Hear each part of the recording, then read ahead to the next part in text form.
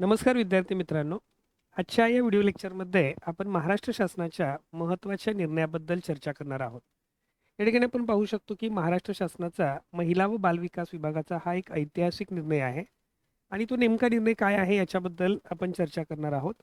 या ठिकाणी तुम्ही ही बातमी पाहू शकता की बाह्य यंत्रणेद्वारे 2,843 पदे, अंगणवाडी सेविका व मदतनीस 2,21,228 पदास मंजुरी, महिला व बालविकास मंत्री आदित्य तटकरे यांची माहिती.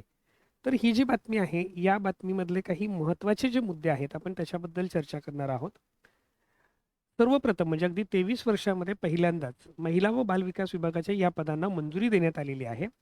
यामध्ये 8,669 पदं जी आहेत ही नियमित सरकारी पदं या विभागातली मंजूर करण्यात आलेली आहेत. त्याच्यानंतर 2,843 पदं ही बाह्य यंत्रणेमार्फत भरली जाणार आहेत, म्हणजेच कॉन्ट्रॅक्ट पद्धतीने भरली जाणार आहेत. आणि अंगणवाडी सेविका व मदतनीसची एकूण पदं 2,21,328 यांना मंजुरी देण्यात आलेली आहे. म्हणजे यामधली जी रिक्त पदं आहेत ह्या रिक्त पदांची भरती प्रक्रिया लवकरच सुरू केली जाणार आहे. यामध्ये आपण पाहू शकतो की नियमित पदभरती या ठिकाणी होणार आहे. 8,669 जी एकूण मंजूर पदं आहेत ही या ठिकाणी भरली जाणार आहेत. यामध्ये जुन्या पदांचा आढावा पूर्ण झालेला आहे. 165 पदं जी आहेत यांच्यामध्ये नव्याने वाढ करण्यात आलेली आहे आणि अशा पद्धतीने हा नियमित पदभरतीचा हा आकृतीबंध निश्चित करण्यात आलेला आहे. यामधली बाह्य यंत्रणेमार्फत एकूण 2,843 पदं भरली जाणार आहेत.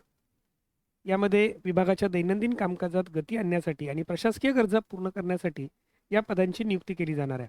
यामुळे प्रकल्प स्तरावर काम करणाऱ्या यंत्रणेला सुद्धा मोठं बळ मिळणार आहे. याच्यामध्ये आपण पाहू शकतो की अंगणवाडी भरतीमध्ये हा जो मोठा निर्णय, जेवढी पदं मंजूर करण्यात आलेली आहेत यामध्ये सगळ्यात महत्त्वाचा अंगणवाडी सेविकांची 1,10,664 पदं आणि अंगणवाडी मदतनीसांची 1,10,664 पदं की जी मानधनावर आधारित असतील ही पदं या ठिकाणी मंजूर करण्यात आलेली आहेत. अशी 2,21,328 पदं मंजूर करण्यात आलेली आहेत.